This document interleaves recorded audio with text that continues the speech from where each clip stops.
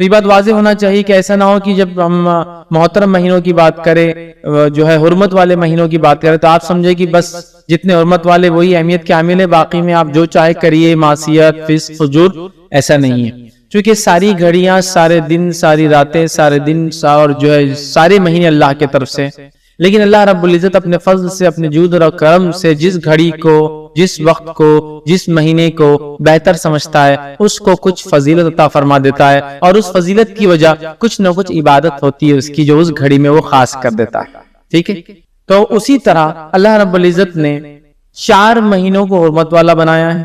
جس طرح سے ہفتے میں دن کے اعتبار سے جمعے کو جو ہے خاص اہمیت دی گئی ہے، اسی طرح گھڑیوں میں، وقت میں، دعا کی قبولیت کے اعتبار سے رات کے آخری پہر، تہجد کے وقت یا سحر کے وقت کو اہمیت حاصل ہے کہ اللہ رب العزت پہلے آسمان پہ نزول کرتا ہے، تو یہ گھڑی کی اہمیت ہوئی، یہ جمعہ دن کی اہمیت ہوئی۔ اسی طرح ایک مہینے بھی کچھ اللہ رب العزت نے منتخب کیے، اور اللہ رب العزت نے اس کچھ فضائل، کچھ باتیں ایسی بتائی ہے جن باتوں کی وجہ سے یہ مہینہ محترم ہو جاتا ہے، یاد رکھیے وہ مہینہ محترم ہو جاتا ہے، یاد رکھیے۔ ٹھیک ہے، تو اللہ رب العزت نے قرآن میں سورہ جو ہے توبہ، سورہ نمبر 9 آیت نمبر 36 میں جو میں نے آپ کے سامنے تلاوت کی، خطبے کے بعد اللہ نے فرمایا ان عدۃ الشہور عند اللہ 12 شہرا فی کتاب اللہ، کہ اللہ فرماتا ہے کہ اللہ کے نزدیک مہینوں کی گنتی 12 ہے۔ تو اللہ کے نزدیک منتھس کی کوانٹٹی 12 ہے، تو اللہ کے نزدیک مہینوں کی گنتی 12 ہے اللہ کی کتاب میں، اللہ نے جس میں بیان کر دیا۔ اور یہ چیز آج سے نہیں، اللہ فرماتا ہے یوم خلق السماوات والارض، اللہ نے جب سے آسمان اور زمین کو بنایا تب سے اللہ کے نزدیک مہینوں کی گنتی 12 ہے، 12 ہے، یاد رکھیے۔ پھر آگے فرمایا اور کہا منھا اربعۃ حرم، اور ان 12 مہینوں میں سے 4 مہینے 4 منتھس جو ہے حرمت والے ہیں، حرمت والے ہیں۔ ٹھیک ہے، حرمت والے کا کیا معنی ہے؟ حرمت والوں کا یہ معنی ہے کہ اس مہینے میں انسان اللہ کی خوب عبادت کرے، ٹھیک ہے، اس کی معصیت اور گناہ سے رکا رہے، جنگ اور جدال، خاص طور سے جہاد کا ابتدا شروعات نہ کرے۔ ہاں، کوئی اگر لڑنے آئے تو دفاع میں جواب دیا جا سکتا ہے، تو جنگ کی شروعات نہیں ہوگی، معصیت اور گناہ کے کام سے بچتے رہیں گے اور نیکی میں اضافہ کریں گے، یہ معنی ہے محترم یا حرمت والے مہینے کا۔ ٹھیک ہے، تو کہا ان مہینوں میں 4 مہینے حرمت والے ہیں۔ آگے فرمایا ذالک الدین القیم، اور یہی صحیح، سلامت اور سیدھا اور قائم دین ہے۔ فلا تظلموا فیہن انفسکم، تو ان 4 مہینوں میں اے لوگو اپنی نفس پر ظلم مت کیا کرو۔ ظلم کس طرح سے؟ گناہ کر کے، معصیت کر کے، جنگ جدال کی ابتدا کر کے۔ تو ان مہینوں کا خاص ہمیں خیال رکھنا ہے، اور وہ کتنے مہینے؟ خاص طور سے 4 مہینے۔ وہ کون کون سے مہینے؟ صحیح بخاری کی روایت ہے، نبی اکرم صلی اللہ علیہ وسلم فرمایا کہا سال 12 مہینے کا ہے اور اس میں 4 مہینے حرمت والے ہیں۔ آپ سن فرما رہے سال 12 مہینے کا ہے، اس میں 4 مہینے حرمت والے ہیں۔ اور پھر فرمایا 3 تو وہ جو ایک کے بعد ایک آتے ہیں، 3 تو وہ جو ایک کے بعد ایک آتے ہیں، کون کون سے؟ 3 جو ایک ساتھ آتے ہیں، ذوالقعدہ، ذوالحجہ اور محرم، یہ تینوں ایک کے بعد پے در پے جس کو بولیں گے، ون آفٹر انادر، ایک آتا ہے ذوالقعدہ شروع ہوتا ہے، ذوالحجہ اور محرم، مطلب 3 حرمت والے مہینے اٹیچ ہے ایک دوسرے سے۔ اور پھر فرمایا ایک وہ جو بیچ میں آتا ہے، اور اس سے مراد جو آپ نے حدیث میں فرمایا رجب ہے، الفاظ کے ساتھ بیان کی۔ تو 4 مہینے حرمت والے ہیں، ذوالقعدہ، ذوالحجہ، محرم، رجب، 4 مہینے یاد رکھیے یہ حرمت والے۔ ان مہینوں میں جنگ کی ابتدا مسلمان نہیں کریں گے، ظلم اپنی نفس پہ نہیں کریں گے گناہ کر کے، اسی طرح نیکیوں میں اضافہ کریں گے، اور کچھ مہینوں میں تو مخصوص ایام میں کیا نیکیاں کرنا ہے وہ بھی بتا دیا گیا ہے، یاد رکھیے۔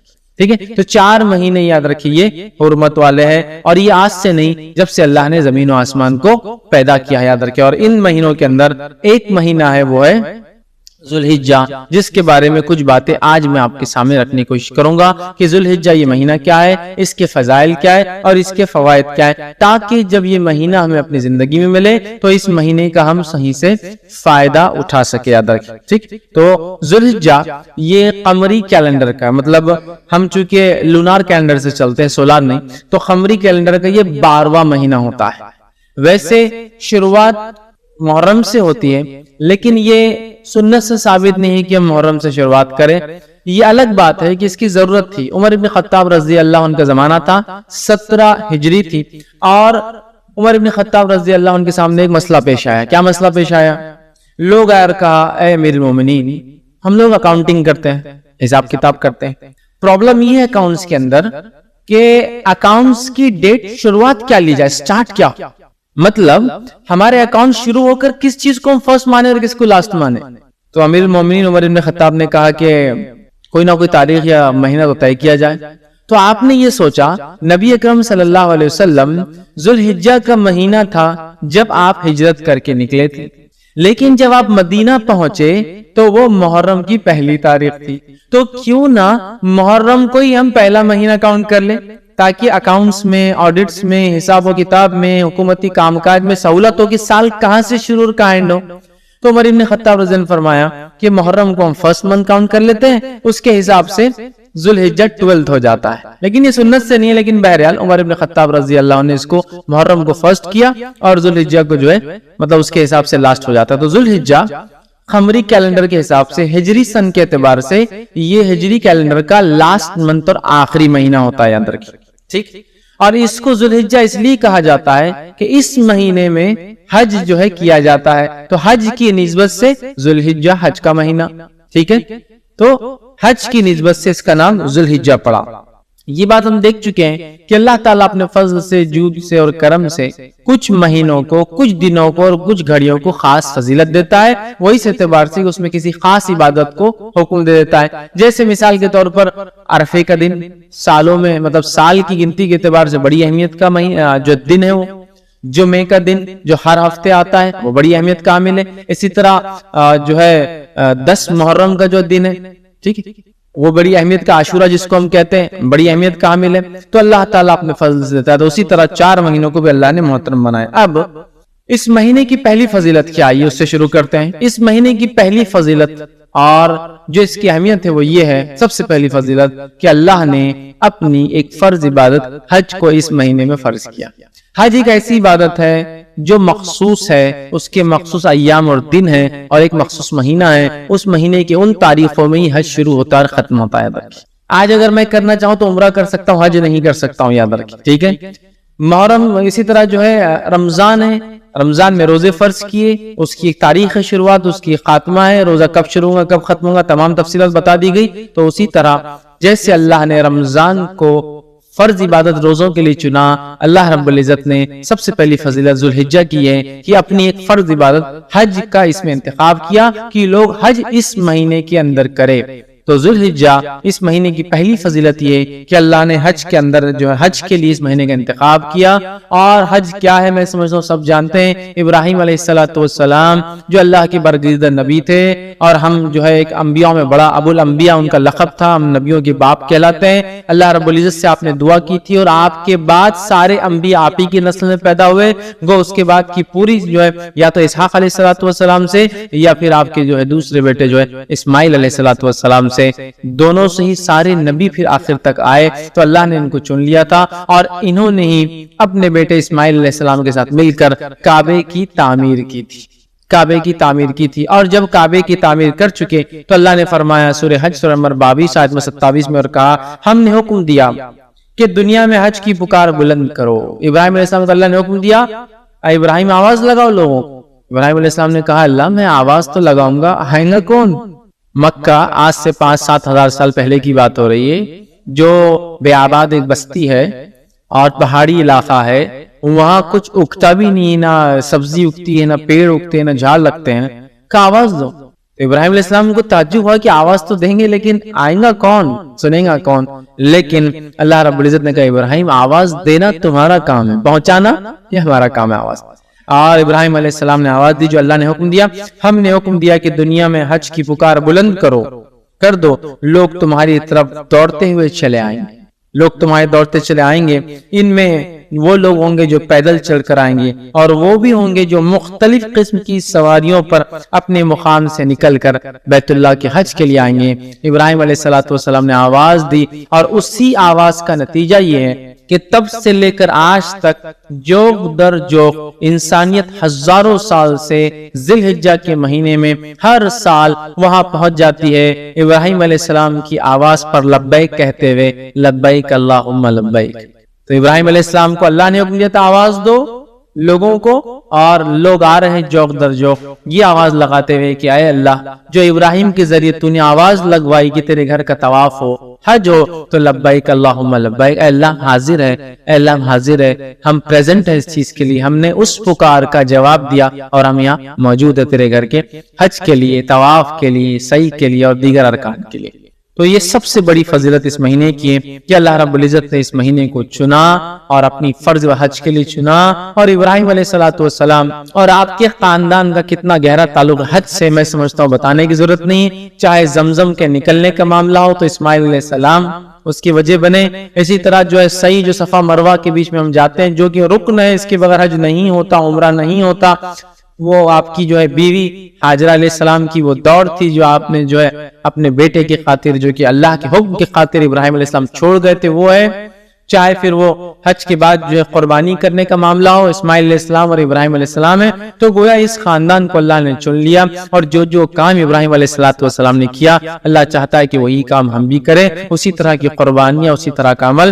تو یہ سب سے پہلی فضل اس مہینے کی ہے کہ اللہ رب العزت نے اپنی فرض عبادت حج کے لیے اس مہینے کا انتخاب کیا، تو ہمیں چاہیے جس کے پاس استطاعت ہو، سفر کرنے کی صحت ہو، تو وہ ضرور حج کرے اس مہینے کے اندر۔ یہ تھی اس مہینے کی پہلی فضیلت۔ اسی طرح جو ہے ذوالحجہ مہینے کی دوسری جو اہم فضیلت ہے وہ یہ ہے کہ اللہ رب العزت نے اس مہینے کو حرمت والا مہینہ بنایا ہے۔ حرمت والا مہینہ کیا معنی ہے میں تفصیلات رکھ چکا ہوں۔ حرمت کا معنی یہ ہے کہ اس مہینے میں جنگ اور جدال، لڑائی نہیں کی جائیں گی، ٹھیک ہے، ہاں کوئی لڑنے آئے تو دفاع، جوابی کارروائی کی جا سکتی، لیکن سٹارٹ کرنا، جواب دینا یا شروعات کرنا منع ہے۔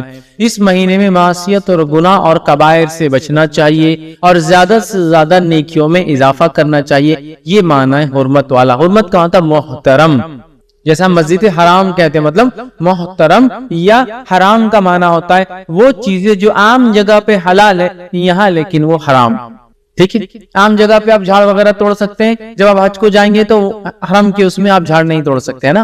تو گویا جو چیزیں باہر کی جا سکتی ہے، ابھی جو حج کے لیے جب جائیں گا آدمی تو وہاں اس مقام پہ نہیں کر سکتا، اسے حرمت والا کہتے ہیں، محترم یا حرام چیز۔ اسی وجہ سے مسجد حرم کو حرم کہا جاتا ہے کہ وہاں حرام ہے بہت ساری چیزیں، غلط سوچنا وہاں غلط ہے، نقصان پہنچانا غلط ہے، ایذا دینا غلط، سمجھ رہے ہیں؟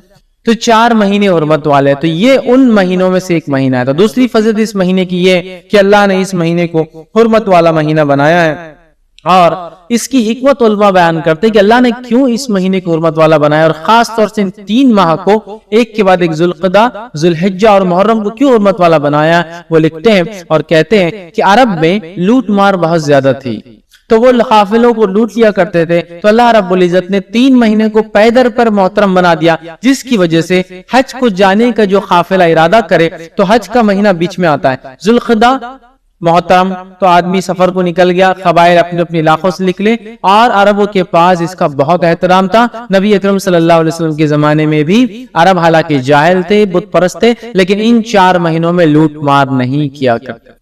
یہ الگ بات ہے کہ لوٹ مار کرنے کی ٹیکنکس نکال لی تھی انہوں نے، کرتے یہ تھے کہ ہر سال میں کچھ سال اعلان کر دیتے کہ یہ بار محرم کا مہینہ بعد میں آئے گا۔ 3 مہینے ان سے، چونکہ ان کا بزنس یا ٹریڈنگ کچھ بھی نہیں تھی، تو انہوں نے یہ طریقہ نکالا تھا لوٹ مار۔ تو یہ کرتے تھے کہ اب محرم کو سرکا دیتے تھے، بولتے تھے ابھی 2 مہینے ایک ساتھ محترم، لیکن اللہ نے 3 کیوں رکھے تھے، اس کی حکمت علماء لکھتے ہیں کہ تاکہ قافلے حج کے لیے نکلے مہینہ بھر پہلے، آرام سے حج ذوالحجہ میں پہنچے، حج کرے، اور آرام سے محرم کے مہینے میں اپنے اپنے گھر پہنچ جائے۔ اور رجب کو کیوں کیا اللہ نے پھر محترم بیچ میں، اس کی حکمت بھی علماء لکھتے ہیں تاکہ اگر عمرے کے لیے اگر کسی کو نکلنا ہو تو اللہ نے اس 1 مہینے کو بھی محترم کر دیا تاکہ لوگ آئے عمرہ کر کے اپنے اپنے گھر محفوظ اور حفاظت کے ساتھ چلے جائیں۔ یہ حکمت علماء لکھتے ہیں، کوئی ضروری نہیں کہ یہی ہو، لیکن یہ بھی کئی حکمتوں میں سے اللہ کی ایک حکمت ہو سکتی ہے کہ حج کو چاہ کے لوگ آئے، امن و امان کے ساتھ آئے۔ 3 مہینے کو ایک ساتھ حرمت والا کر دیا، اور ایک بیچ میں تاکہ لوگ عمرے کے لیے آسانی سے آ سکے۔ تو حرمت والا مہینہ یاد رکھیے، اور یہ اس کی بہت بڑی جو ہے اہمیت ہے، اس کو ہم نے سمجھنا چاہیے۔ اور اللہ رب العزت نے قرآن میں بیان کیا، اور اس مہینے کے تعلق سے اور حج کے تعلق سے بالخصوص، اور سورہ بقرہ سورہ نمبر 2 آیت نمبر 197 میں اور فرمایا، کہا الحج شہر معلومات، اللہ فرماتا ہے اور کہتا ہے حج کے مہینے معلوم ہے اور معروف ہے، تم سب کو پتا ہے۔ پھر فرمایا فمن فرض فیہن الحج فلا رفث ولا فسوق ولا جدال فی الحج، تو جو تم میں سے حج کا ارادہ کرے، حج کو جائے، اپنا فریضے کو پورا کرے، وہ ہر قسم کی بے حیائی سے رکا رہے، اللہ کے احکامات کی جو ہے نافرمانی بالکل نہ کرے، اور لڑائی جھگڑا ولا جدال، اور لڑائی جھگڑا حج میں نہ کرے۔ ٹھیک ہے، تو یہ بڑا محترم مہینہ تھا، اور عرب اس کو اتنا محترم مانتے تھے اور حرم کو اتنا محترم مانتے تھے کہ اپنے اگر والد کی قاتل، باپ کی قاتل کو بھی دیکھتے تو حرم میں اس سے بدلہ نہیں لیا جاتا تھا، یا حرمت والے مہینوں میں اس سے بدلہ نہیں لیا جاتا تھا۔ ٹھیک ہے، تو ان کے بعد اس کی حرمت تھی، لیکن یہ بڑی افسوس کی بات ہے، ہم لوگوں کو 4 مہینے حرمت والے ہیں۔ نبی اکرم صلی اللہ علیہ وسلم حدیث میں بیان کر رہے ہیں، اتنی سارے حدیث کے ذخیرے اور علماء کے اقوال اور فقہ کی کتابوں میں کیا کرنا ہے کیا نہیں کرنا لکھا ہوا ہے، لیکن اس کے بعد بھی ہم میں سے اکثریت ایسی مسلمانوں کی جن کو حرمت والے مہینے کیا یہی نہیں پتا ہے۔ اگر کسی جاب کرنے والے کو، آفس جانے والے کو یہ بولے کہ ویکنڈ کیا ہے، اگر اسے نہیں پتا ہے تو اس سے بڑا احمق اور بیوقوف کون ہو سکتا ہے؟ جو لوگ جو آفس جاتے ہیں، جاب کرتے ہیں، ویکنڈ سب کو پتا ہے، اس لیے کہ چھٹی ہوتی ہے، خوشی ہوتی ہے کہ اب ہمارا ہفتہ ختم ہو رہا ہے۔ کسی کا 5 دن کا ورکنگ ہوتا ہے، 2 دن کا جو چھٹی ہوتی ہے، کسی کا 6 دن کا ورکنگ ہوتا ہے، 1 دن کی تو ویکنڈ کہتے ہیں اس کو، ہے نا؟ مطلب ایک چیز جس میں چھٹی اور ہم خالی ہے تو اس کی اہمیت ہم کو پتا ہے۔ ٹھیک ہے، تو اسی طرح حرمت والے مہینوں کے بارے میں بھی تو پتا ہونا چاہیے۔ یہ وہ مہینے جن میں ہمیں جنگ اور جدال نہیں کرنا ہے، فسق اور فجور اور گناہ اور معصیت اور کبائر سے بچنا ہے، نیکیوں میں اضافہ کرنا ہے، اللہ کی تکبیرات بیان کرنا ہے، کچھ کے اندر کچھ مخصوص چیزیں بتائی بھی گئی ہے کیا کیا کرنا ہے، لیکن ہم جو ہم میں سے اکثریت حرمت والے کب آتے مہینے اور کب چلے جاتے ہیں۔ اور اس کی ایک اہم وجہ یہ بھی ہے کہ ہم لوگ اسلامک کیلنڈر جانتے ہی نہیں ہیں۔ اگر ہم میں سے، میں کہتا ہوں 100 مسلمانوں میں سے پوچھ لیا جائے کہ اسلام کے 12 مہینوں کے نام کیا، تو میں سمجھتا ہوں ہندوستان کیا حد تک تو بتا سکتا ہوں 1 سے 2% لوگ ہی بتا سکتے کہ اسلامی 12 مہینوں کے نام کیا ہے۔ 1 سے 2% لوگ، مطلب 100 میں سے 2 لوگ بتا پائیں گے، باقی کو وہ سب پورے پتہ نہیں گڑبڑ، اردو مکس اس میں، اور پتہ نہیں فارسی نام اس میں مکس، اور پتہ نہیں کیا کیا، اگر تھوڑے بہت یاد بھی ہے تو پتہ نہیں وہ عجیب و غریب انداز، مطلب وہ نام نہیں ہے جو اسلامی نام ہے یا جو اسلامی کیلنڈر میں یوز ہوتے ہیں۔ ٹھیک ہے، تو ہمیں چاہیے اس جو قمری کیلنڈر ہوتا ہے، جو چاند سے چلتا ہے، جو اسلامک کیلنڈر ہے، ہجری کیلنڈر جس کو کہتے ہیں، کم از کم ان 12 مہینوں کے نام ضرور یاد کرے، تاکہ یہ حرمت والے مہینے گزرے تو یاد آئے ارے یہ حرمت والا ہے، ایٹ لیسٹ کلک تو ہوتا ہے نا کہیں نہ، ارے محرم آیا مطلب حرمت والا، ارے ذوالحجہ آ گیا، ارے حرمت والا آ گیا، ارے ذوالقعدہ آ گیا، ارے جو حرمت والا آ گیا، ارے رجب آ گیا وہ حرمت، تو ایٹ لیسٹ نام یاد ہوں گے تو ریپیٹ ہوں گا۔ تو نام ہی نہیں پتا تو وہ حرمت والے اور غیر حرمت والے کا کیا اس میں مطلب اصطلاح فرق کیسے کریں گے بتائیے؟ شناختی نہیں ہوگی کوئی چیز کی تو آپ اوائڈ کیسے کریں گے، یا پھر اس میں کیا کرنا ہے کیسے معلوم کریں گے؟ تو ضرور آپ خود اور اپنے بچوں کو ضرور اسلامی کیلنڈر کے 12 مہینے کون سے یاد کریں۔ بہت آسان ہے، 5 منٹ بیٹھنا پڑے گا، لے کر 5 منٹس بیٹھنا پڑے گا، محرم اور جو صفر، ربیع الاول، ربیع الثانی، جمادی، 5 منٹ بیٹھنا ہے اور آپ کو پورے یاد ہو جائیں گے باہر۔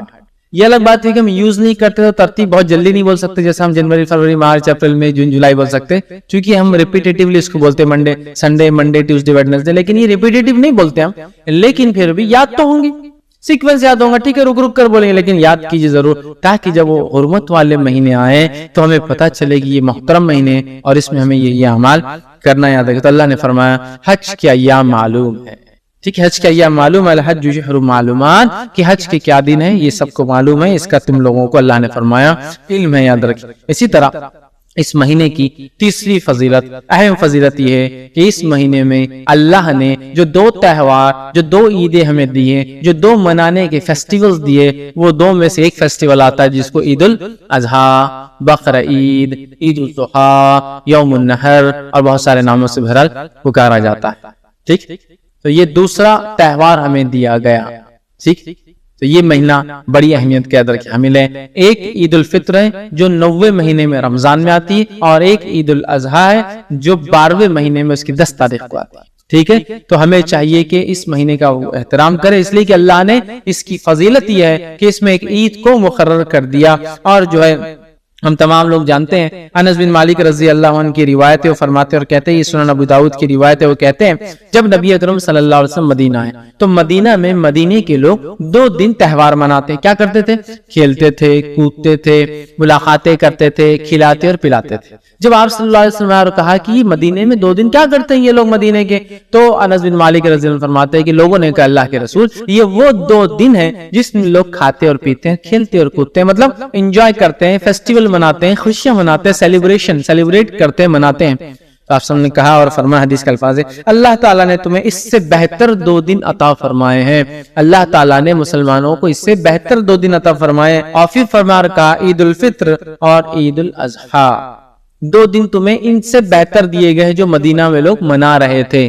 تو گویا عید الفطر اور عید الاضحیٰ 2 فیسٹیول ہے، 2 سیلیبریشنز ہے، 2 ایسے دن ہیں جس کو منانا ہے، تہوار جس کو بولیں گے ہندی زبان منانا ہے۔ لیکن آج ہمارا کیا حال ہے، ڈپلیکیٹ تہوار اتنے آ گئے کہ اوریجنل جب آتا ہے سیلیبریشن کا دن تو ہم بور ہوتے ہیں، ہے نا۔ عید الفطر آ گئی تو اکثر کا تو یہ حال ہے کہ رات بھر جا کے دن بھر سوتے پڑے ہوئے۔ سیلیبریشن ہے، تہوار ہے، تہوار کہتے ہیں منانے کے دن کو۔ مدینے میں کیا کر رہے تھے صحابہ اسلام سے پہلے؟ 2 دن کھاتے تھے، پیتے تھے اور کھیلتے اور کودتے تھے اور تہوار مناتے تھے، مطلب وہ 2 دن انجوائمنٹ کے تھے، فل وہ لوگ ایک دوسرے کو انٹرٹین کرتے اور کھاتے اور پیتے تھے۔ آپ نے فرمایا تمہیں اللہ نے اس سے اچھے 2 دن دیے ہیں، اور وہ کیا ہے ریپلیسمنٹ وہ 2 دنوں کا؟ تمہیں عید الفطر اور عید الاضحیٰ دی گئی ہے۔ اب عید الفطر تو سونے میں چلے گی، اور عید الاضحیٰ کو تو اکثر ہمارے نوجوان اتنا بور ہوتے ہیں، یار صبح اٹھو جانور کاٹو وہ گندگی اور فلاں، اور کائکو پتہ نہیں یار یہ نہیں آیا تو اچھا دن، بہت بور ہو جاتے آج کے۔ مطلب گویا جو منانا تھا وہ ہم نہیں منا رہے۔ یہ کیوں ہوتا ہے معلوم آپ کو؟ جب ڈپلیکیٹ چیزیں زیادہ ہو جاتی تو اوریجنل کی اہمیت ختم ہو جاتی ہے۔ کتنے تہوار ہم نے منتھلی اور مطلب ویکلی ایجاد کر لی، دیکھ لیجیے، جس کا نتیجہ یہ ہوا حقیقی تہوار آ تو گل۔ شب قدر وہ رات ہے جس کو جاگنا ہے، اور اللہ کے رسول صلی اللہ علیہ وسلم اور آپ کی ازواج کو آپ پورے 10 راتیں جگاتے، یہ ہے شب قدر۔ کرنا ہے، جاگنا ہے۔ آپ سے ثابت ہے کہ آپ انس بن مالک رضی اللہ عنہ کو بھیجتے، چونکہ آپ اعتکاف میں ہوتے، جاؤ میرے بیویوں کے گھر جاؤ، دستک دو اور سب کو اٹھو آج قدر ہو سکتی، منانا ہے۔ اب ہم نے کیا کر لیا، 15 شعبان کو منا لیا، شب برات 120 سال کا ثواب پا لیا، حالانکہ موضوع روایت ہے۔ اور اس کے بعد اس سے پہلے منا لیا، کیا منا لیا؟ شب معراج، جس کا نہ سر ہے نہ پیر ہے اس کی بیچاری، نہ اس کا کوئی ثبوت ہے، اور دونوں منا لیا۔ اب قدر کی ضرورت ہی کیا رہی، اس لیے کہ 120 سال کا ثواب تھا، 15 شعبان کو اٹھا لیا ہمارے جو مسلمان بھائی نے، اب سے کیا ضرورت ہے شب قدر کی، جس کے بارے میں اللہ کے رسول صلی اللہ علیہ وسلم کی حدیث، جس کے بارے میں اللہ نے اپنے کلام میں 97 نمبر کا 97 نمبر کا پورا سورہ اتار دیا، اِنَّا أَنزَلْنَاهُ فِي لَيْلَةِ الْقَدْرِ وَمَا أَدْرَاكَ مَا لَيْلَةُ الْقَدْرِ لَيْلَةُ الْقَدْرِ خَيْرٌ مِنَ الْأَلْفِ شَهْرٍ، 1000 مہینوں سے افضل کا ہے اس رات، لیکن ہم اس کو انجوائے نہیں کر رہے، اس کو منا نہیں رہے جیسا منانے کا حق عبادتیں کر کے۔ کیوں؟ ڈپلیکیٹ نے اصل کو ختم کر دیا۔ تو اسی طرح ڈپلیکیٹ تہوار ہم نے اتنے ایجاد کر لیے کہ حقیقی تہوار، حقیقی سیلیبریشن، حقیقی عید ہم بھول گئے، چونکہ ڈپلیکیٹ عیدیں، ڈپلیکیٹ تہوار، ڈپلیکیٹ انجوائمنٹس اتنے ایجاد کر لیے اسی کو انتہا نہیں۔ اور اس کے علاوہ سوڈو انجوائمنٹس، جھوٹے انجوائمنٹس، جس کے اندر صرف اپنی نفس کا فائدہ ہوتا ہے۔ یہ حقیقی انجوائمنٹ ہے کیا؟ عیدین حقیقی انجوائمنٹ ہے، دونوں میں کچھ نہ کچھ دینا ہے انسانیت کے۔ عید الفطر میں آپ فطرہ نکال رہے ہیں، عید الاضحیٰ میں آپ گوشت تقسیم کریں، انسانیت کو کچھ دے رہے ہیں، جبکہ باقی جتنے انجوائمنٹ میرے اور آپ کے سب صرف ایک پرٹیکولر گروپ کو فائدہ دیتے ہیں، ہم سب دوست مل کے کھا رہے ہیں۔ اگر آپ فقیر آ گئے تو ہکا لو یار اس کو، ہاں کھڑا ہو گیا، اس کے دیکھنے کی وجہ سے نظر لگ جائیں گے، دیا نہیں جا رہا اس کو، ایک لمیٹڈ گروپ میں۔ لیکن یہ 2 تہوار ایسے ہیں جس میں ساری امت فائدہ اٹھاتی ہے، اور بلکہ امت سے بڑھ کر انسانیت بھی فائدہ اٹھاتی ہے، سمجھ رہے آپ؟ تو بہرحال آپ صلی اللہ علیہ وسلم فرمائیے، اور ان 2 عیدوں کے علاوہ اسلام میں کوئی جشن، کوئی عید، کوئی تہوار، کوئی منانے کا ڈے نہیں ہے۔ اس بات کو آپ بالکل گرہ باندھ کے رکھ لیں اپنے ساتھ۔ ہوتا تھا نا پہلے لوگ یاد رکھنے کے لیے چیزیں دوپٹے پہ عورتیں جو ہے گرہ لگا دیتی تھی، یا لوگ دستیوں پہ لگا دیتے تاکہ یاد رہے کہ کچھ تو بھی کام کرنا ہے۔ گرہ لگا لیجیے کہ کوئی اور تہوار اور عید نہیں ہے ہمارے، ٹھیک ہے؟ آئیے اس سے آگے بڑھتے ہیں۔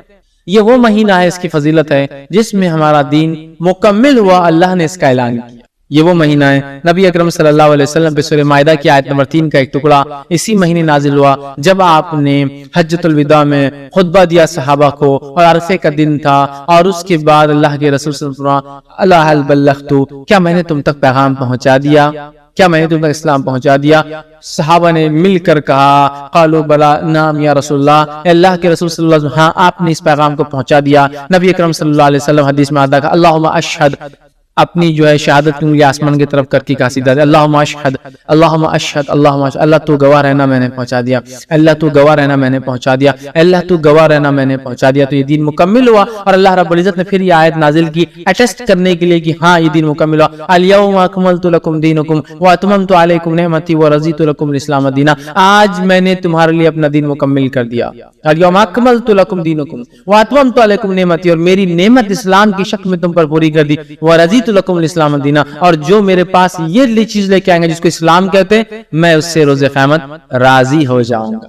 تو اٹیسٹ کر دیا اللہ نے اس مہینے میں کہ ہمارا دین مکمل ہو گیا، اور نبی اکرم صلی اللہ علیہ وسلم اس کے بعد وفات کر گئے۔ یہ آیت نازل ہوئی اور اس کے بعد آپ صلی اللہ علیہ وسلم کی ربی الاول کو اس کے چند ماہ بعد آپ کا انتقال ہو گیا، تو دین مکمل ہو گیا یاد رکھیے۔ اور اس تعلق سے ایک روایت آتی ہے، روایت کے الفاظ اس طرح سے، صحیح بخاری کی روایت ہے، ایک یہودی جو ہے عمر بن خطاب رضی اللہ عنہ کے پاس آیا اور کہا امیر المومنین، اگر جو ہے مطلب یہ آسن کی بات اگر اللہ رب العزت وہ آیت جو آپ کی کتاب میں اگر ہم پر اتارتا تو ہم یہودی اس دن عید مناتے۔ تو عمر بن خطاب رضی اللہ عنہ نے کہا کون سی آیت اگر تو اترتی تم پر تو تم عید مناتے؟ تو کہا یہ آیت الیوم اکملت لکم دینکم واتممت علیکم نعمتی ورضیت لکم الاسلام دینا، اگر یہ آیت ہماری توریت میں ہوتی تو ہم اس آیت پر عید مناتے، چونکہ یہودی جانتے تھے کہ ان دین اسلام ابھی مکمل نہیں ہوا ہے، آخری نبی آنے والے ہیں، اب آخری نبی آ گئے تھے، اسلام مکمل ہو گیا تھا، تو اس یہودی نے کہا اگر ہم پر یہ اتر جاتی آیت تو اتنا خوش ہوتے ہم تو کہ عید منا لیتے۔ تو عمر ابن خطاب رضی اللہ عنہ نے جب اس سے پوچھا کون سی آیت، تو اس نے جب یہ آیت کہی تو عمر ابن خطاب رضی اللہ عنہ نے فرمایا کہا ہاں اس آیت کو تو ہم لوگ خوب جانتے ہیں، یہ اللہ کے رسول صلی اللہ علیہ وسلم پر جمعے کے دن اتری تھی جب آپ صلی اللہ علیہ وسلم عرفات میں کھڑے تھے، اس لیے میں نے کہا یوم عرفہ کے دن آپ نے ایک ہی حج کیا، اس دن یہ آیت نازل ہوئی، تو کہا جمعے کا دن تھا، عرفہ تھا، تب یہ آیت فرماتے کہ ہم پر نازل ہوئی تھی، اور ہم اس آیت کو خوب جانتے ہیں کہ اس کا کیا معنی ہے، سمجھ رہا؟ تو یہ دین کے تکمیل مکمل ہونے کا مہینہ ہے۔ اسی طرح یہ قربانی کا مہینہ ہے، یہ اس کی ایک فضیلت ہے، قربانی کا مہینہ ہے، ذو الحجہ قربانی کا مہینہ ہے، اور مسلمان اپنے باپ کہیے یا اپنے جو ہے نبی جو ہے ابراہیم علیہ السلام جن کا بڑا ہی گہرا تعلق ہے اس دین اور اسلام سے، بیچ میں کئی انبیاء آئے اور گئے، لیکن جتنا گہرا تعلق ابراہیم علیہ السلام کا دین اسلام پر ہے یا ان کا تعلق ہے، ان کے اعمال ان کے افعال، اس کی کوئی انتہا نہیں آتی، بہت گہرا تعلق۔ ابراہیم علیہ السلام کی ایک عمل، ایک قربانی کی یاد تازہ ہوتی ہے اس مہینے کے اندر، اور اسے کہتے ہیں جو ہے جانور کو ذبح کرنا، قربانی جس کو کہتے ہیں ہم، یا نہر جس کو کہیں گے، یوم النہر مطلب قربانی والا دن، خون بہانے والا دن، ٹھیک ہے؟ تو یہ مہینہ جو ہے قربانی کا مہینہ ہے، اور 10 ذی الحجہ کو جس کو یوم النہر کہتے ہیں، مسلمان حسب استطاعت یا تو جانور لے کر یا اس میں ایک حصہ ڈال کر جانور کے گردن پہ چھری پھیرتا ہے اور اس قربانی کو یاد کرتا ہے، اے اللہ تیرے خلیل نے، تیرے دوست نے، ابراہیم علیہ السلام نے جس طرح سے قربانی دی تھی، ہر قسم کی قربانی دی تھی، اور قربانی دے کر تیری عبادت کو، تیرے حکم کی تکمیل کی تھی، اسی طرح ہم بھی جو ہے کمال عبادت کو پہنچنے کے لیے، اسی طرح قربانی کا جذبہ جگانے کے لیے 10 ذی الحجہ کو جانور کی گردن پہ چھری پھیر کر اعلان کرتے، اللہ ہم جس طرح سے جانور کی گردن پہ چھری پھیر رہے ہیں، وقت آنے پر اپنے مال، اپنی جان، اپنی اولاد، اپنا وقت، اپنی صلاحیت، اپنا جسم، جو کچھ ہو سکتا ہے تیری راہ میں قربان کر دیں گے۔ تو یہ قربانی کا مہینہ ہے، یہ مہینہ ہمیں تعلیم دیتا ہے، ایجوکیٹ کرتا ہے، اے مسلمانوں قربانی دینا سیکھو۔ افسوس کی بات ہے قربانی کی رسم ہم میں باقی رہ گئی، میں رسم میں کہہ رہا ہوں کہ اس کی حقیقت پیچھے سے نکل گئی، اس کی حقیقت نکل گئی، اس کی روح نکل گئی ہے۔ قربانی ہمیں یہ سکھاتی تھی کہ ہم ہر چیز قربان کرنے والے بن جائیں، آج ہماری قربانی صرف رسمی ہے، وہ یہ ہے کہ جانور کی گردن پہ چھری تو پھراتے ہیں، لیکن اگر پڑوس کے جانور نے میرے جانور کا چارہ کھا لیا تو اس پہ جھگڑا ہو رہا ہے۔ اتنا نہیں سکھا سکی کہ قربانی یہ بھی تو ہے، ایک رسم ہے، کچھ جگہ تو فخر ہے، معلوم آپ کو، جانور لا کے بالکل غیر مسلموں کو جیسا ایک بہت بڑا روب جما رہے، جنگ جیتنے والے اس دن جانور خوب گھما رہے، چرا رہے، اب یہ کریں گے، روب جما رہے ہیں، کیا کیا کر رہے ہیں۔ یہ قربانی جو سبق دینا چاہیے تھا، جو لیسن دینا چاہیے تھا، جو نصیحت ہمیں دینا چاہیے تھا، جو اس سے فائدہ ہمیں ہونا چاہیے تھا، وہ یہ تھا کہ ہمیں یہ ٹرین کرے، اللہ ہم ہر چیز تیری راہ میں قربان کرنے کے لیے ریڈی ہے اور تیار ہے، لیکن نہیں کیا اس قربانی نے، وہ جذبہ نہیں جگایا، رسم باقی رہ گئی کہ وہ کر رہے ہیں، ہزاروں کا جانور لا رہے ہیں، کچھ لوگ لاکھوں کا لا رہے ہیں اور ذبح کر رہے ہیں، لیکن وہ جذبہ نہیں پیدا ہو رہا ہے قربانی دے، قربان ہونے کا، اللہ سے قرب حاصل کر، بہت زیادہ ضروری یاد رکھیے. تو یہ مہینہ قربانی کا مہینہ ہے اور مسلمان اس میں حسب استطاعت قربانی کا. اسی طرح یہ مہینہ جو ہے وہ مہینہ ہے جس میں ایام تشریق آتے ہیں. ایام تشریق کیا ہے؟ ایام تشریق وہ دن ہوتے ہیں جس کے تعلق سے اللہ رب العزت نے سورہ بقرہ میں یوں فرمایا، بقرہ سورہ نمبر 2 آیت 203 میں فرما رکھا وَاذْكُرُوا اللَّهَ فِي أَيَّامٍ مَّعْدُودَاتٍ کہ اللہ نے فرما رکھا اللہ کا بس ذکر کرو ان معلوم ایام میں، ان مخصوص ایام میں، ان فکس ڈیٹس میں. اور اس کی شرح کے اندر، اس کی تفسیر کے اندر علماء لکھتے ہیں، مفسرین لکھتے ہیں، اور وہ اس طرح سے آتی ہے کہ اس آیت میں جو ایام معدودات، وہ فکس ایام، وہ چند دن جس کا ذکر ہوا ہے وہ ہے ایام تشریق، 11 ذی الحجہ، 12 ذی الحجہ اور 13 ذی الحجہ.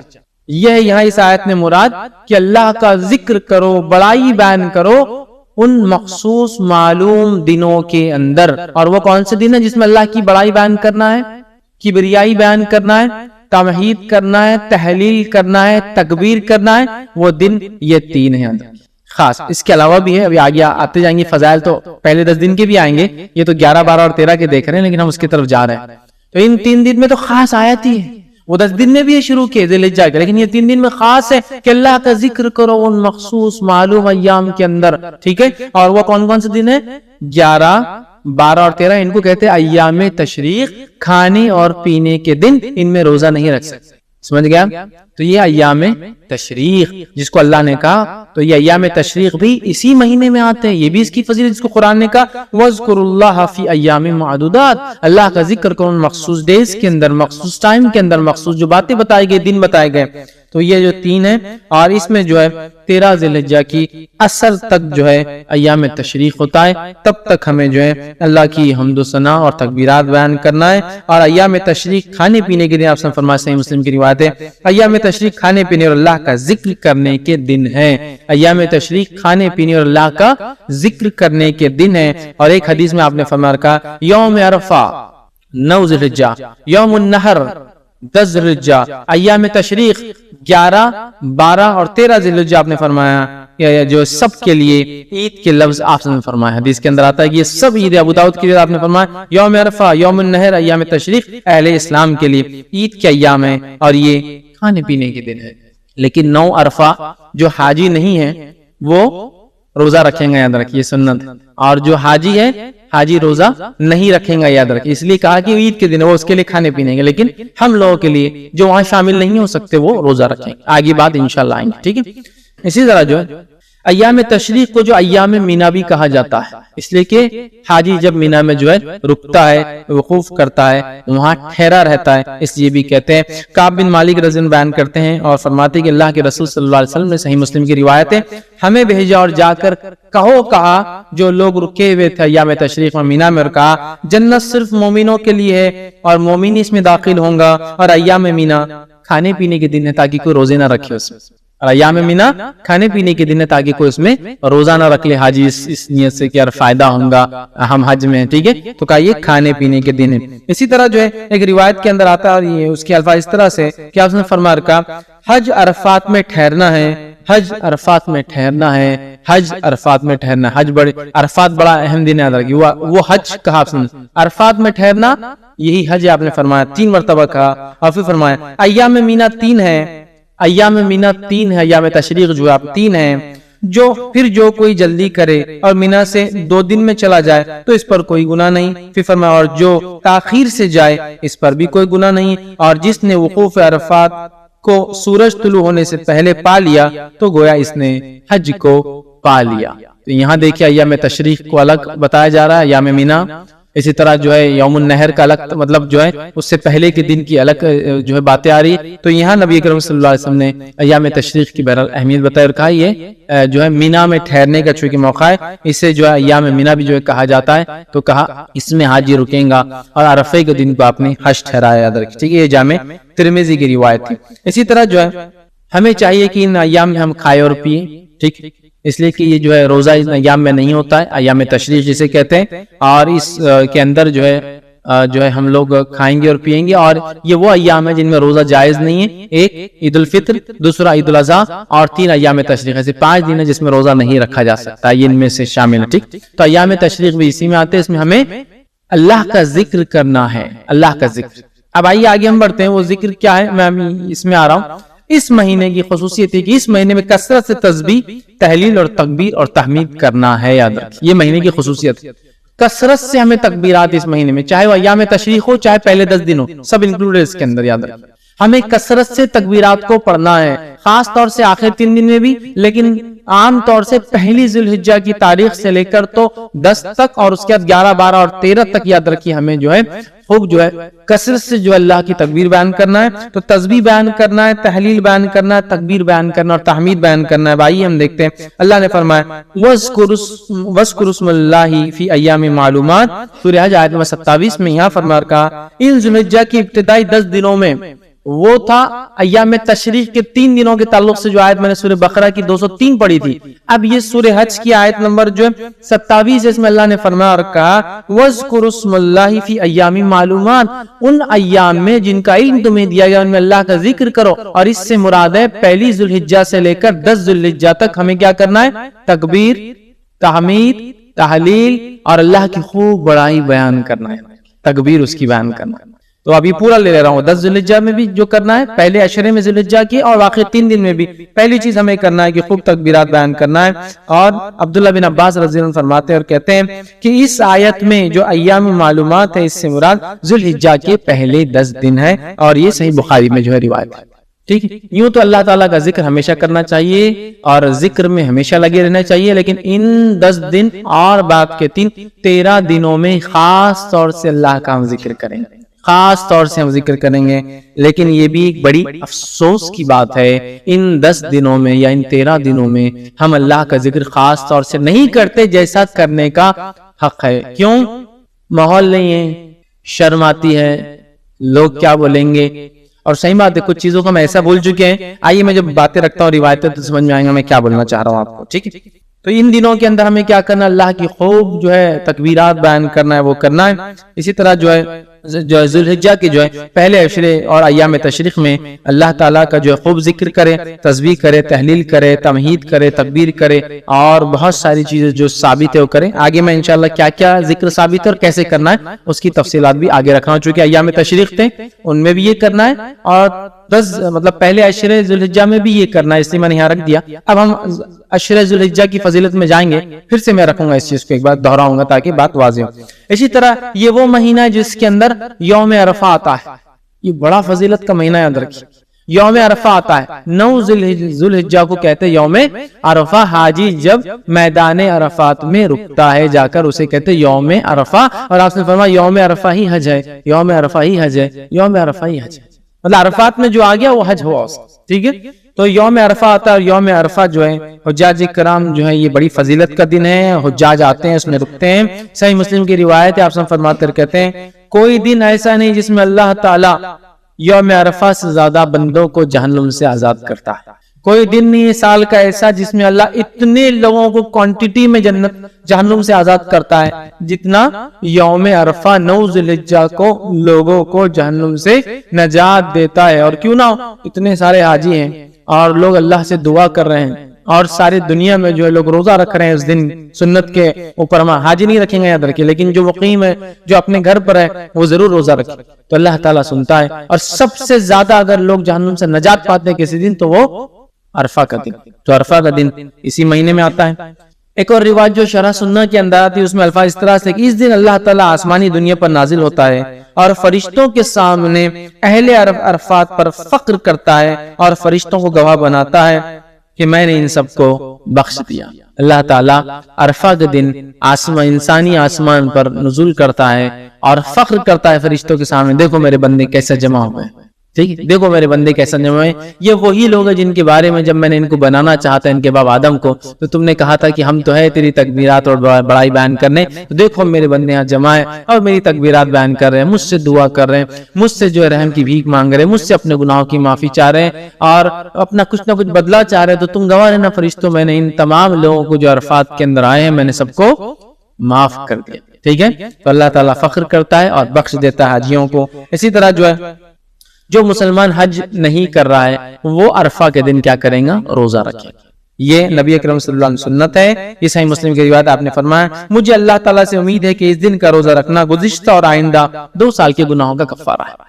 مطلب عرفہ کے دن کا روزہ جو گزر گیا اور جو آنے والا 1 سال ہے، مطلب 2 سال، جو ایک چلا گیا جو پاس اور جو فیوچر آنے والا ہے، 2 سال کے گناہوں کا کفارہ بن جاتا ہے۔ تو لہٰذا حاجی نہیں رکھیں گے ادھر کی روزہ۔ آپ صلی اللہ علیہ وسلم نے خاص طور سے صحابہ سے دودھ منگوا کر پیا تاکہ لوگوں کو پتہ چل جائے اس دن روزہ نہیں ہے، لیکن غیر حاجی ہم اور آپ اگر حج کو نہیں جاتے ہیں تو اپنے مقیم اپنے شہر میں 9 ذی الحجہ کو یا جو عرفہ کے دن جو ہم روزہ رکھیں گے یاد رکھیں، ٹھیک۔ اسی طرح جو ہے اب آئیے عشر ذی الحجہ کی طرف جاتے ہیں اور اپنی بات کے خاتمے کی طرف جا رہا ہوں کہ یہ تو پوری باتیں میں نے لے لی، اب وہ 10 دن کے بارے میں ہم بات کرتے ہیں۔ عشرہ ذی الحجہ جس کو کہتے ہیں، مطلب فرسٹ 10 days آف ذی الحجہ، حج کے مہینے کے پہلے 10 دن، ان ایام کی بڑی فضیلت ہے، یاد رکھیے۔ پہلے ذی الحجہ سے لے کر یوم النحر، مطلب 1 تاریخ سے لے کر 10، اور 10 کے دن ہم کیا مناتے ہیں؟ عید مناتے ہیں، یاد رکھیے، بقرعید جس کو کہتے ہیں عام زبان میں، ٹھیک ہے۔ تو یہ 10 دن کی فضیلت کیا ہے اس کی طرف ہم بڑھتے ہیں۔ تو ذی الحجہ کے پہلے 10 دن کی فضیلت کے تعلق سے نبی اکرم صلی اللہ علیہ وسلم فرماتے ہیں، صحیح بخاری کی روایت ہے، غور سے سنیے کتنی فضیلت ہے ان دنوں کی، جس کو ہم بہت ایزی، بہت آسان اور بہت معمولی سمجھتے ہیں۔ حدیث کے الفاظ ہے، ذی الحجہ کی ابتدائی 10 دنوں کے مقابلے میں دوسرے کوئی ایام ایسے نہیں جن میں نیک عمل اللہ کو ان دنوں سے زیادہ محبوب ہو۔ مطلب ذی الحجہ کی پہلی 10 تاریخ میں جو اعمال انسان کرتا ہے اللہ کو اتنے پسند ہے کہ اتنا پسند اللہ کو باقی دوسرے دنوں میں کیے گئے اعمال محبوب نہیں ہے۔ صحابہ کرام نے عرض کیا، اللہ کے رسول صلی اللہ علیہ وسلم کیا جہاد بھی نہیں؟ تو فرمایا اللہ کی راہ میں جہاد بھی افضل نہیں ہے۔ مطلب اتنا افضل ہے اس مہینے میں اعمال کرنا کہ ایک آدمی عام دنوں میں اگر جہاد بھی کرے تو ان دنوں میں کیے گئے اعمال کی برابری نہیں کر سکتا۔ تو آپ نے کہا جہاد بھی نہیں سوائے اس مجاہد کے جو اللہ کی راہ میں نکلے، جان بھی لے جائے، مال بھی لے جائے، جان بھی چلی جائے، مال بھی چلی جائے، وہ زیادہ افضل ہے، باقی کوئی عمل افضل نہیں۔ مطلب ذی الحجہ کے پہلے 10 دن میں آپ جو عمل کریں گے وہ عمل جہاد سے بھی زیادہ افضل ہے۔ صرف اس مجاہد کے مقابلے میں ہمارا عمل کم ہوگا ان 10 دنوں کا جو مجاہد جان مال دونوں لے کے جا اور کھپاتے مطلب ختم ہو جائے، ورنہ باقی سارے اعمال ان دنوں میں افضل ہے۔ تو گویا پتہ چلا ان دنوں میں کیے گئے اعمال سب سے افضل ہے، یاد رکھیے سب سے افضل ہے۔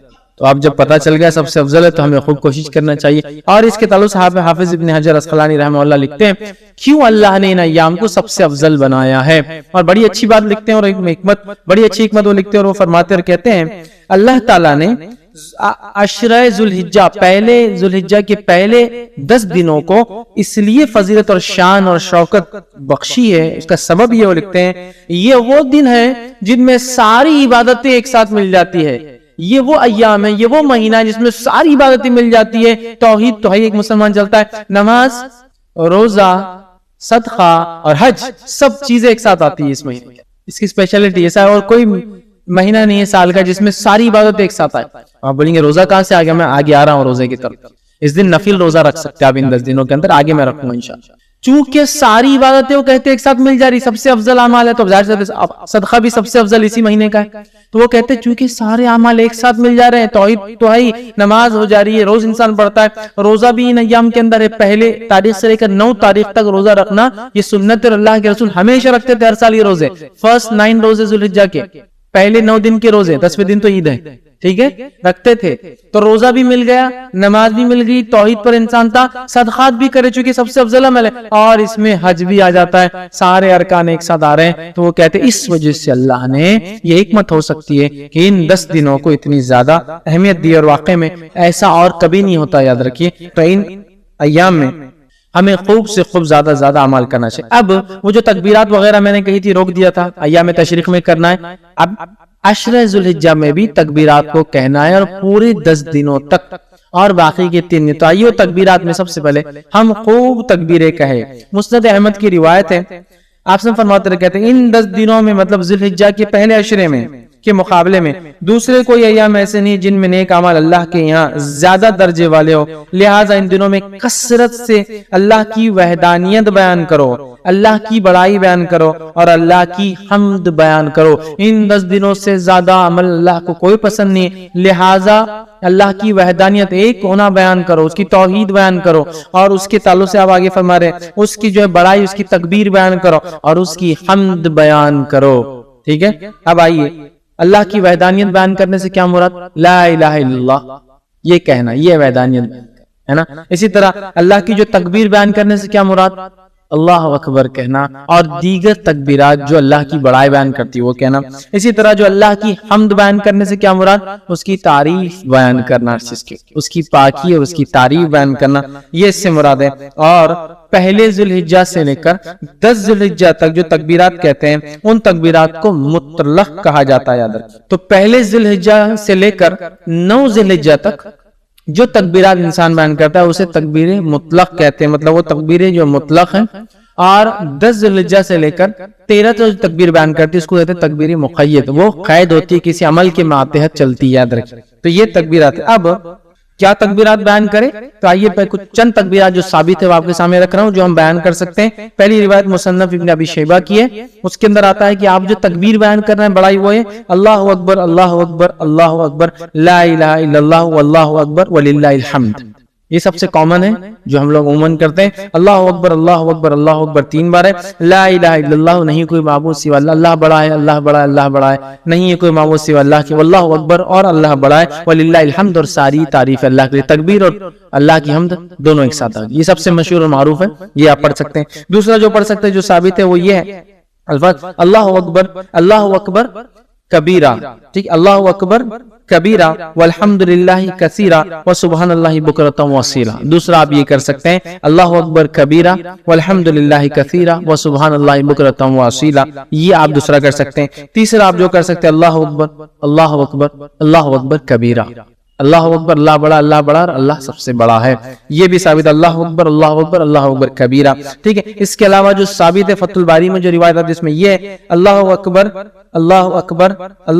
کبیرہ اللہ اکبر، یہ الفاظ بھی جو ہے آپ ادا کر سکتے ہیں. اس کے علاوہ ایک اور جو الفاظ ثابت ہے وہ یہ ہے سبحان اللہ والحمدللہ لا الہ الا اللہ واللہ اکبر اللہ اکبر وللہ الحمد. یہ تمام تسبیحات آپ کثرت سے ان ایام میں پہلے سے لے کر 13 تک کثرت سے بیان کر سکتے ہیں. صحابہ کا ان ایام میں کیا معمول تھا جو میں نے رکھا تھا نا کہ تکبیرات آپ نہیں پڑھتے، وجوہات شرم آتی فلاں، صحابہ کا کیا معمول تھا. آئیے امام بخاری نقل کرتے ہیں کہ عبداللہ ابن عمر رضی اللہ عنہما اور ابو ہریرہ رضی اللہ عنہ یہ دونوں صحابی جو ہے ان 10 دنوں کے اندر بازار کی طرف جاتے اور بازار میں جاتے اور اتنے زور سے تکبیر کہتے ہیں کہ لوگ بھی ان کی تکبیرات کو سن کر وہ بھی تکبیر کہتے ہیں.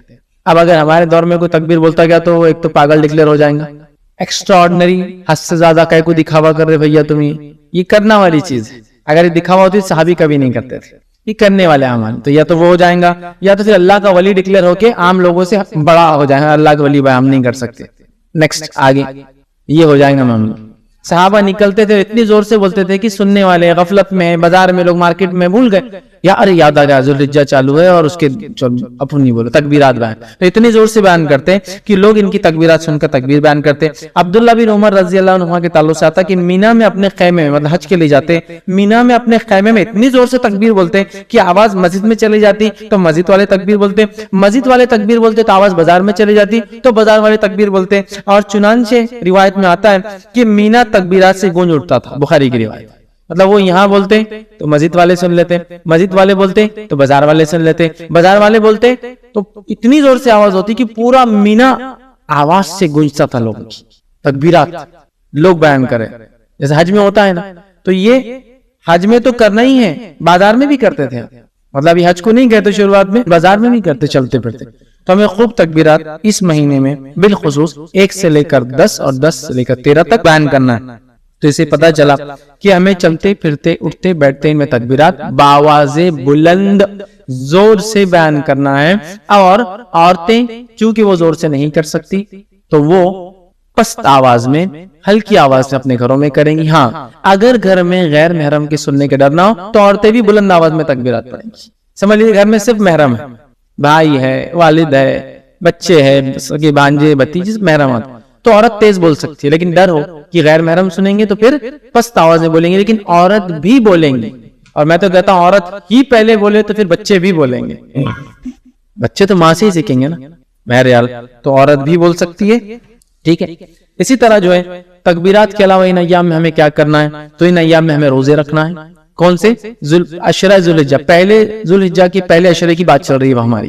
اس میں کیا کرنا ہے؟ تکبیرات کے علاوہ روزے رکھنا ہے. نبی اکرم صلی اللہ علیہ وسلم کے تعلق سے آتا ہے، صحیح مسلم کی روایت ہے، مجھے اللہ تعالیٰ سے امید ہے کہ اس دن کا روزہ 9 ذی الحجہ ایک سال پچھلے اور ایک سال اگلے گناہ کا کفارہ بنے گا. تو 9 ذوالحجہ کو تو رکھنا ہے, یہ غیر حاجی کے لیے, حاجی نہیں رکھیں گا.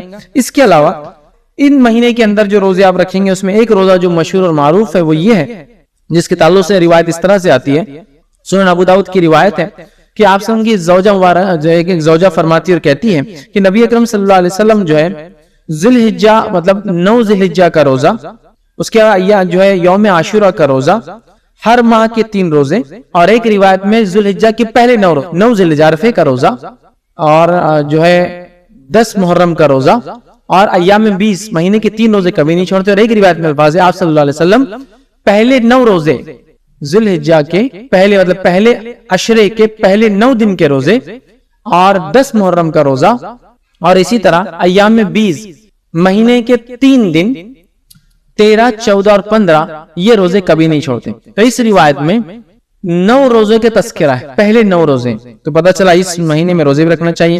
مسند احمد کی روایت ہے, آپ نے فرمایا کہ تعلق سے آتا ہے, فرمایا آپ صلی اللہ علیہ وسلم کبھی 4 کام نہیں چھوڑتے. عاشورے کا روزہ, عشرہ ذوالحجہ کے 9 روزے مطلب پہلے عشرے کے 9 جو ہے دن کے جو ہے فاسٹنگ روزے, اور مہینے کے 3 روزے آپ صلی اللہ علیہ وسلم, اور فجر کی 2 سنتیں, 4 عمل کبھی نہیں چھوڑتے. اس میں بھی کیا آ گیا, 9 روزے آپ صلی اللہ علیہ وسلم کبھی نہیں چھوڑتے تھے.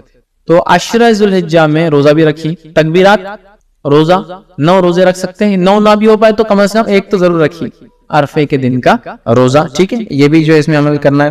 اس کے علاوہ چونکہ اس مہینے میں کی گئے سارے اعمال افضل ہے, لہذا نفل نماز کا خوب اہتمام کرے. نفل نماز کے فائدے جو آتے ہیں صحیح مسلم کی روایت میں اس طرح سے آتے ہیں, اللہ تعالیٰ کے لیے اپنے سجدوں کو لازم کر لو. بے شک جب بندہ سجدہ کرتا ہے تو اللہ سبحانہ تعالیٰ کہ اللہ جو ہے سجدے کے ذریعے اپنی طرف تیرا ایک درجہ بلند کرتا ہے, اور اس سجدے کے ذریعے تیرا ایک گناہ مٹا دیتا ہے, اور یہ سال کے ہر وقت ہو سکتا ہے. تو لہٰذا یہ نفل نماز کے فضائل ہے. تو خوب ان مہینوں میں کیا کریں ہم, زیادہ سے زیادہ پہلے تو 9 روزے رکھنے کی کوشش کرے, کچھ نہ تو ایک نفل نمازوں میں اہتمام, فرض تو بہرحال کرنا ہی ہے, اس میں کوئی شک ہی نہیں ہے. نفل نمازوں کا کثرت سے اہتمام, اسی طرح تلاوت قرآن کا کثرت سے اہتمام, اس لیے کہ ہر حرف پہ 10 نے کیے, اور اس سے زیادہ کیا بہتر ہو سکتا ہے کہ ہم ذوالحجہ کے پہلے عشرے میں عمل کرے جو سب سے زیادہ افضل عمل ہے. تو آپ وہ کیجئے. صدقہ دینا, اس لیے کہ صدقہ ایک بڑا افضل عمل ہے, صدقہ بھی دیجئے, اس لیے کہ اس 10 دن میں کیے گئے عمل سب سے افضل ہے. لہٰذا خوب جو ہے صدقہ آپ کیجئے,